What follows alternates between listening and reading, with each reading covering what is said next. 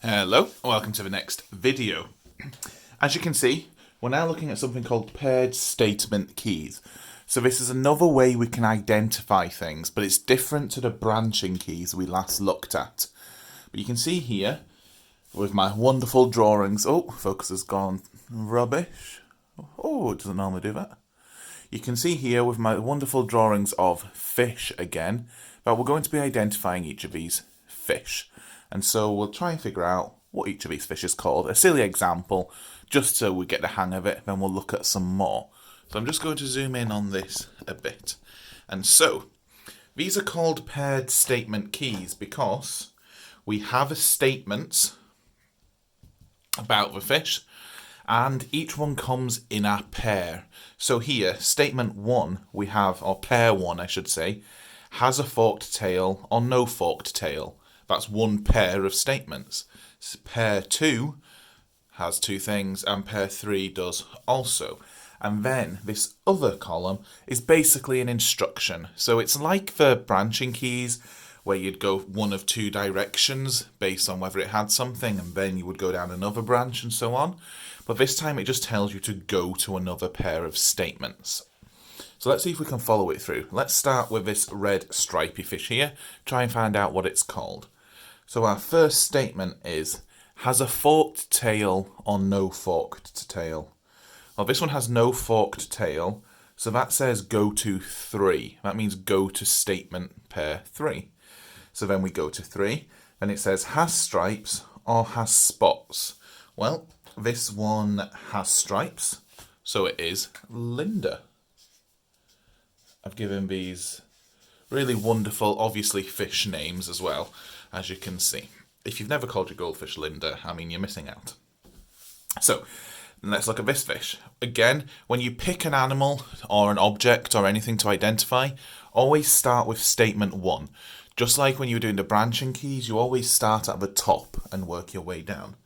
So let's go back to statement 1. This one has a forked tail, no forked tail. Well, it has a forked tail.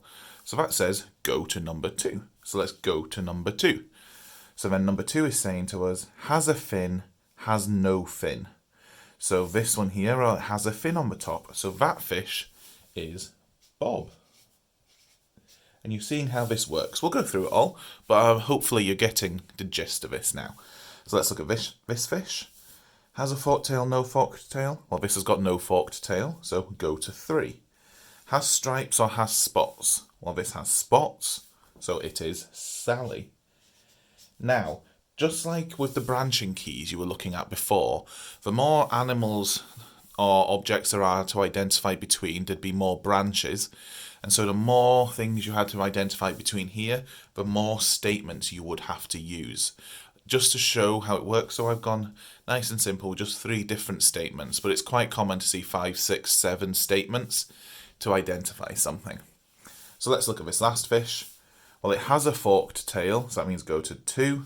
And then it has no fin, so that fish is Dave. And that's how this works. You just follow the instructions. So let's look at a slightly more complicated example so we can work it out. Let's have a look at this one here with different leaves on it.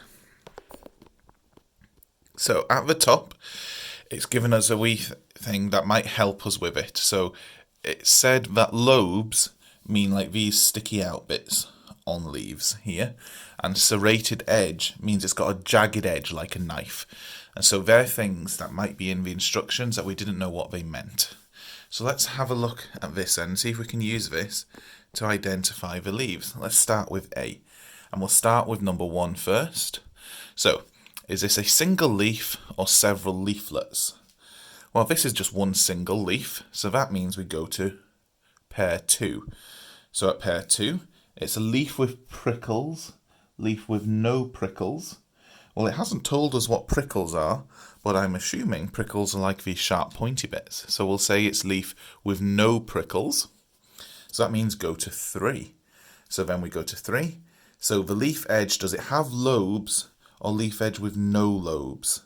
Well, this has lobes because it's the example one used, it's got these different bits here that stick out. So they're the lobes. It's not just one leaf like this one. So leaf edge with lobes, that means go to 4. So then we go to 4. Are these lobes sharp pointed or rounded? Well, I would say these were fairly sharp pointed. They're not round. So then this means that is a sycamore leaf. So then we go to leaf B. And again, we just go back to the top and start from there. So B, single leaf or several leaflets. Well, this one's definitely lots of little leaves, isn't it?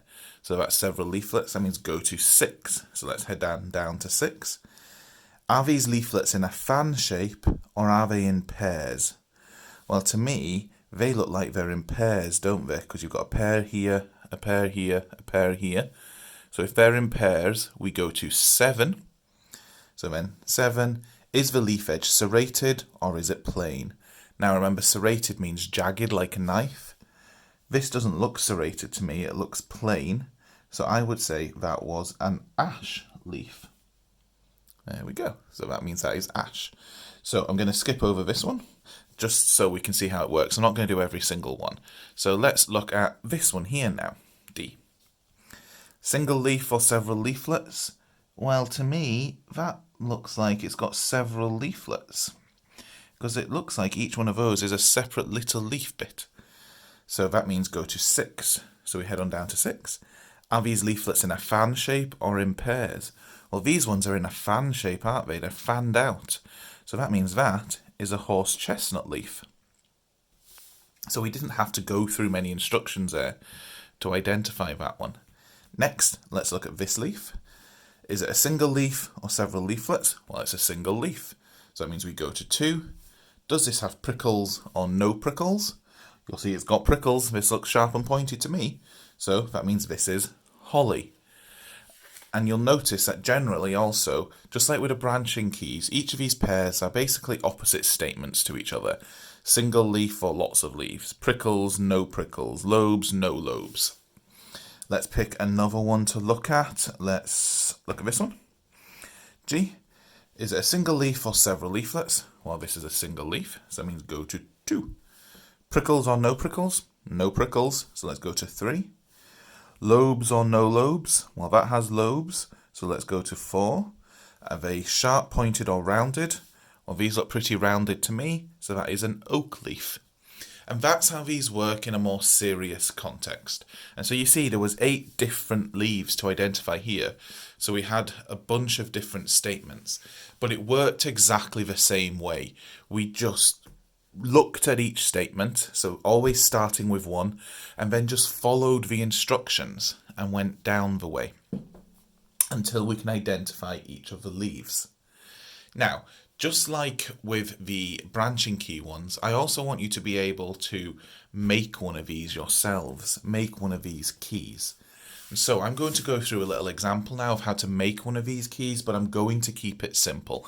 I don't want us doing one with loads of statements like this, because we don't need to. So I'm just going to pause it for a second and do something up here that we can try and make a key from. So here we go. We've got 4 objects to identify between, and I'm sure you don't need me to tell you, but in case you can't tell from my beautiful drawings, this is supposed to be a bird. This is a mouse. This is a rocket.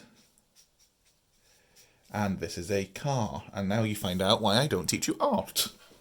So we're going to make one of these paired statement keys ourselves. So what we want to start off with is making a little table. So at the top of the table, we're going to write statement. And this is where we write our paired statements. And then in this one, I'm just going to write instruction. You can write what to do. This is basically where we're going to tell you which statement to go to. And so then we'll write our first paired statement. And so our first paired statement should be some way of splitting these immediately. Just like when you were doing the branching keys, your first branch was some super obvious way of splitting them. So to me here, the obvious way of splitting these would be, is it alive or not alive? because we've got two that are alive and two that aren't alive. So let's do that then. Let's say, is it alive or not alive? I'll just split these up. And that's our first paired statement. And we can deal with these in whichever order we want now. So let's start with, is it alive? And that's going to lead to our second paired statement. So that means for your is it alive, you're going to write the instruction as go to 2. And then at number 2, we'll do our next paired statement. So looking at the two alive things we've got, the bird and the mouse, what question could we ask to split those up? Well, I'd go, can it fly? So if we say, can it fly or not fly?